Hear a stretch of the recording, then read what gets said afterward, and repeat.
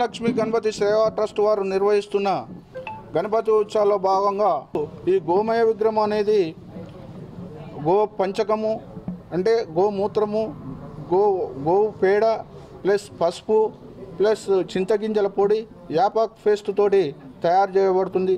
ఈ తయారీ సంగారెడ్డి వద్ద తయారు చేయబడుతుంది. ఇట్టి విగ్రహాన్ని మనము నిమజ్జనం చేసిన 15 నిమిషాల లోపల జలరాశులకు ఎటువంటి హాని జరగకుండా నిమజ్జనం అవుతుంది. కాబట్టి ఇటువంటి విగ్రహాలతోటి పూజ చేయటం వలన మనకు లోకానికి కూడా అంత మంచి జరుగుతుంది. సంవత్సరం నుంచి ప్రారంభం చేయడం జరిగింది. ఇది 25వ సంవత్సరం. అది కూడా చాలా అత్యంత భక్తి శ్రద్ధలతో శాస్త్రోక్తంగా శాస్త్రపరంగా బ్రాహ్మణులు అయితే ఏదైతే మాకు సూచిస్తారో అవి తూచా పాటించుకుంటూ అన్నీ కూడా సక్రమంగా చేయడం జరుగుతుంది.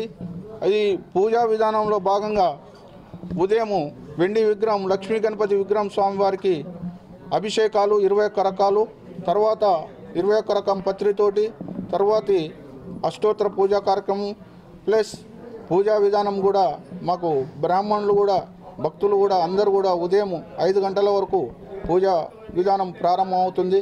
గణపతి ఉత్సవాలు అంటే మొదలు కావడానికి ప్రధాన కారకుడు మన బాలగంగాధర తిలక్. 1890వ సంవత్సరం బ్రిటిష్ వారి నిర్బంధ పాలన జరుగుతున్నప్పుడు ఎటువంటి అంటే హిందువులను ఏకత్వం చేయడం కోసం మన బాలగంగాధర తిలక్ గారు 1893లో గణేష్ మండపాలను ఏర్పాటు చేసి హిందువులనంతా ఏకతాటిపై తీసుకురావడం కోసం ఈ బాలగంగాధర తిలక్ స్థాపించినది ఈ గణేష్ నవరాత్రి ఉత్సవాలు. దానిలో భాగంగానే అప్పటి నుంచి ఇప్పటి వరకు కూడా మన అంటే హిందుత్వం ఏకంగా ఉండాలనే ఉద్దేశంతో అప్పటి నుంచి జరిగిన ఉత్సవాలే. తెలుగులో న్యూస్ కి ఫాస్టెస్ట్ యాప్ ఇప్పుడు టోటల్లీ న్యూ అవతార్లో జస్ట్ 5 సెకండ్స్ లో కంప్లీట్ న్యూస్. సోషల్ మీడియాలో ట్రెండ్స్ కి వన్ స్టాప్ సొల్యూషన్.